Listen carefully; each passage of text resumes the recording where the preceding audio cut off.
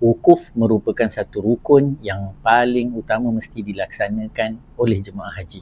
Ibadat wukuf ini mesti dilakukan di bumi Arafah. Apa makna wukuf?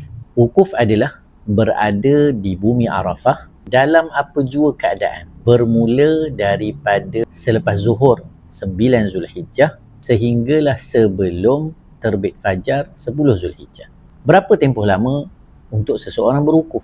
Maka sudah dikira seseorang itu berwukuf apabila dia sudah berada di Arafah pada tempoh yang kita sebutkan tadi, walaupun seketika. Dan yang paling afdal adalah apabila seseorang itu berada di bumi Arafah yang mana dia menghimpunkan dua waktu, yakni sebahagian siang dan juga malam. Maksudnya dia mendapat sebahagian daripada waktu siang 9 hari bulan Zulhijjah dan pada sebelah malam 10 Zulhijjah. Ia merupakan yang paling afdal dalam mazhab Al-Imam Syafi'i.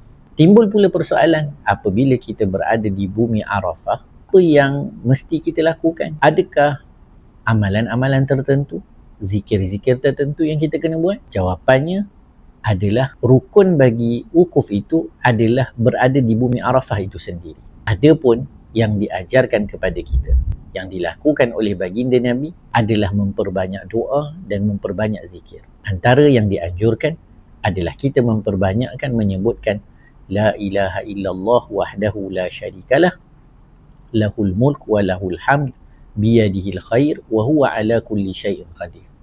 Memperbanyak mengesakan Allah Subhanahu wa taala, mentauhidkan Allah Subhanahu wa taala sehingga bumi Arafah benar-benar jadi bumi kita mengharap hanya kepada Allah. Semua yang selain Allah itu kecil dan tidak punya nilai, tetapi yang bernilai dan hanya menjadi tempat pergantungan dalam hidup kita adalah Allah Subhanahu wa taala. Manfaatkan waktu kita berada di bumi Arafah di antara 9 hari bulan Zulhijjah selepas gelincir matahari sehinggalah sebelum keluarnya waktu berwukuf dengan kita memperbanyakkan zikir dan doa. Jangan buang masa kita dengan telefon bimbit. Jangan buang masa kita dengan sahabat handai, mencari rakan taulan yang dah lama terpisah, mencari saudara mara yang pergi haji tetapi duduk di kawasan kemah yang berasingan. Itu semua tidak mampu menambah keimanan.